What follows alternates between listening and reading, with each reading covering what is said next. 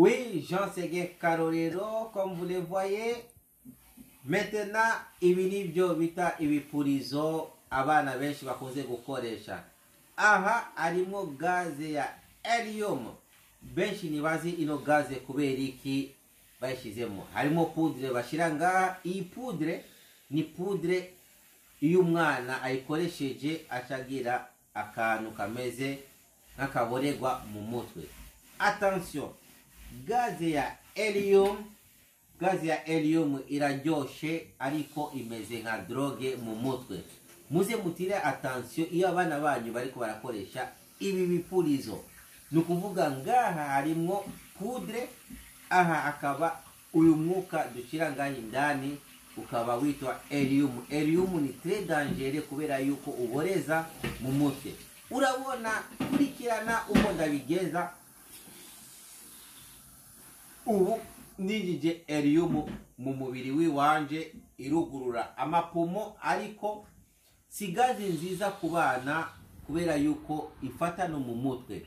Abana benshi barakina n'ano mabalo, abazungu barakoze ano mabalo sukubusa, bakoze kugira baryoshe umutwe wiwabo biciye muri gaze cyangwa umwuka mu kirundi witwa helium. Attention kuri mwebwe mukoresha ano mabalo, mumenye yuko haba harimo helium, ikintu kiboreza. Abana muze mubakingire ahantu hariho hose muri. Twongeye turabigishije yuko ngaha harimo gaze helium, ni iva ngaha dushiramo ngaha, ariko ngaha akaba harimo poudre. Iyo poudre niyo iri très dangereux mu mubiri w'umwana kuko iraboreza. Tugi ngaha mu gihugu cyo muri Hollande cyangwa mu gihugu cyo muri Belgique turabikoresha, tuzi icyo turiko turakoresha. Helium iraryoshe kubera yuko izungagiza umutwe w'iwacu, ainsi de suite. Nico kimwe na kujya mu Burundi bavuga abantu bakoresha la booster n'ibindi bintu byose bijanye na drogue, ainsi de suite. Muze mutira attention mwebwe muha abana ibipurizo by'iwanyu. Ibipurizo bize bikoreshe abantu bakuze cyane.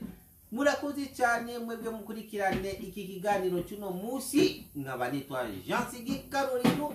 Cyunda subscribe kuri chaîne ya Séguin TV kugira muze mukurikirana ibintu nido byinshi bifasha ugaruka rw'iwacu kugira ruzebeho neza. Attention n'ibipurizo mukoresha. Merci beaucoup. Indani harimo helium. Oh, merci. Thank you.